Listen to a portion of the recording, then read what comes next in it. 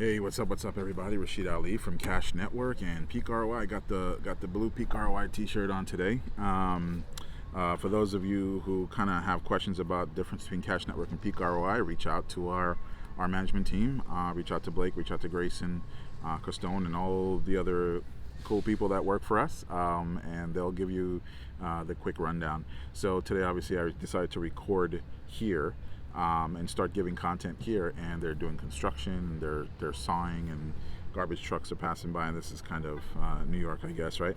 So anyway, I just wanted to so again, for those of you who don't know this, we're just starting out this new Peak ROI channel, and this is we kind of give a little bit of content for everyone, both beginner, intermediate, and advanced marketers.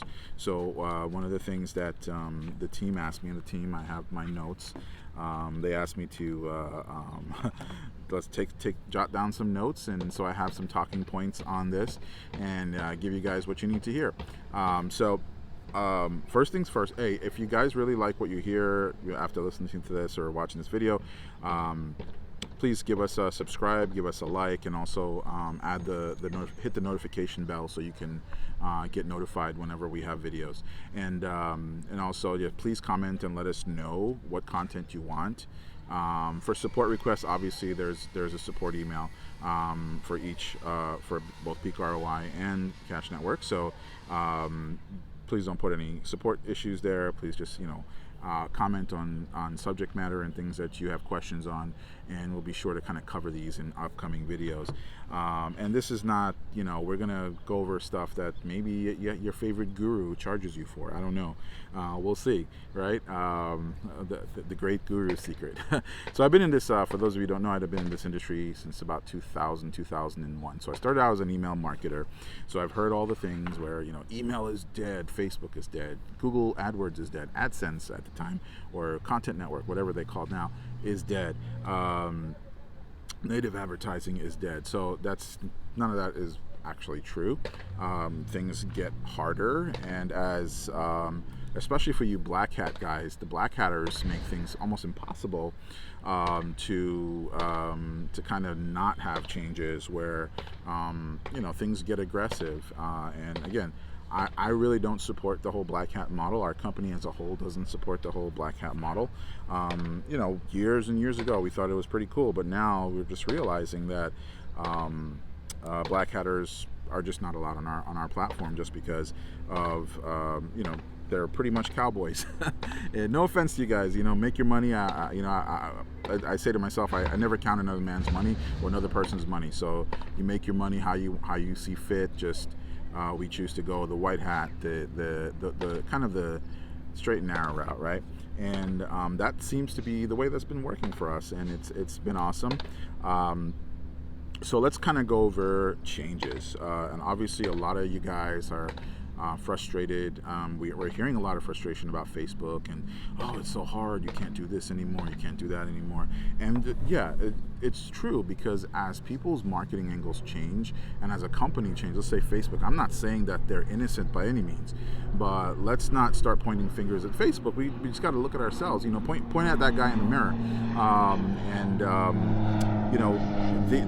This is what a lot of people have to realize, is that you have to adapt to the changes. And when you see something's not working, let's say you're scaling vertically and you're upping your budgets, and hey, this is not working, well dang, just scale horizontally. Run multiple profiles, multiple ad accounts, right? So scale horizontally, and if it horizontal is not working for you, and you've given it your best shot, scale vertically. But there's also one of the things that we realize is that with a lot of affiliates, we're starting to catch on that guys are just not paying attention to their metrics. And if your CTR is off, chances are your ad sucks, and for lack of a better word, or your call to action is weak. So these are the things that you guys need to kind of pay attention to.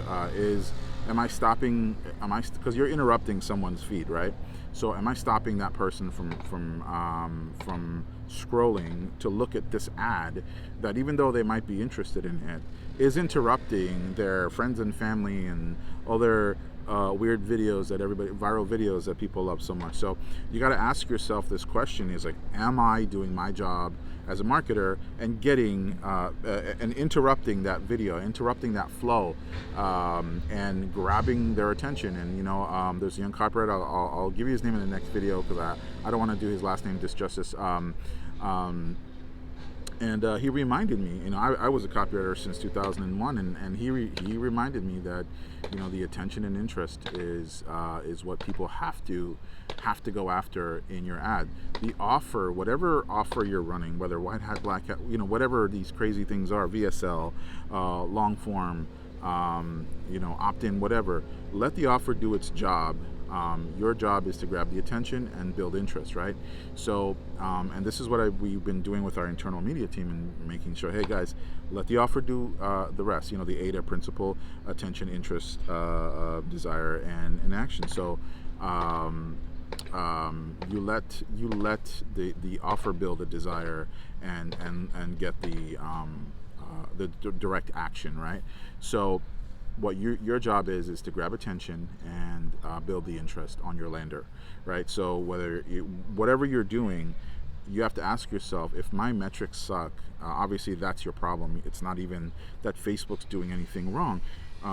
Your CTR sucks. Well, your headline might suck, or the initial top copy of your ad might stink, or if you're just using an image and no top copy, and then people do that, well, maybe your image stinks and it's not causing enough people to stop to click through. And if it's not that, and you feel like all those things are good, then you don't have a call to action on your ad, and you're not telling people to click on the button or whatever. So these are the things that we're noticing that even experienced media buyers are just missing sometimes, and just they're just churn and burn doesn't work. And even like the black hatters, you guys are learning that, but with the white hat offers, you have bigger audiences, you have less verifications, you can scale, to the moon basically, because with more with a more white hat approach to things, you're able to do things and not get rejections and constant verification and all that stuff that you're still going to have that stuff, but not as often, right? So we're seeing some really great ROI doing things this way, and that's kind of what I wanted to talk about today, is just really paying attention to your metrics. If your CTR is terrible, there's generally, you should be well above 4%.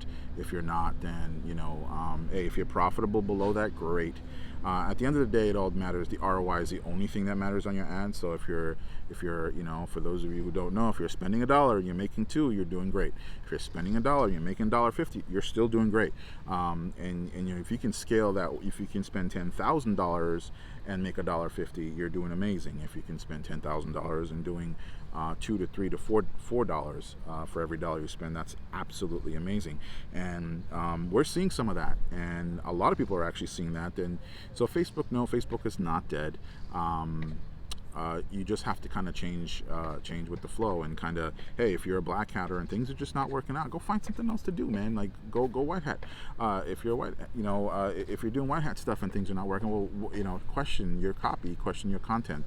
Maybe your lander sucks. So these are the things you have to look. Well, if you got 100 clicks to your lander and half of them are not making it to your offer, you're paying for every click that hits your landing page, right? So if you have a great CTR in your Facebook ad, and they're hitting that that button, and they're getting to your page, and you get 100 for every 100 people, 5 people show up on your offer, you've got a landing page problem. So the engagement on your landing page needs to improve. Your copy, the building of the interest of that lead, or because it's still a lead at that point, it's not a buyer or a conversion. So the interest of that person needs to be built on that page to get that click through. So your only job is to get 2 clicks.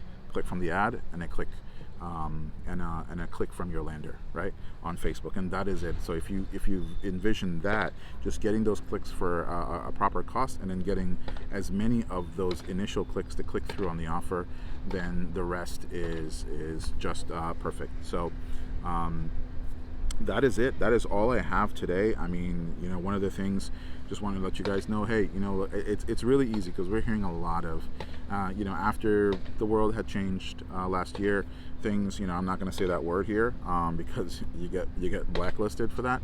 So, I mean, after the world had changed, a lot of people kind of went into this little this state of depression, and things weren't working out for them, and they didn't have interaction with other human beings. Just stay, go back to the whole mastermind, and getting together with your with people in your industry, or talking to people on video Zooms, and talking to us. We're always here to help, and we'd love to start doing some more group calls, and whatever we can to help. Our team is always here, willing to help. So there's no reason that anybody should not reach out for, hey, I'm having a problem with this. What do you guys think? We'd be glad to help. We'd be glad to earn your trust, and to work with us, and vice versa. And us to work with you. So we're just, as much as we are both a network and an agency, we're also affiliates ourselves, so we know what we're doing.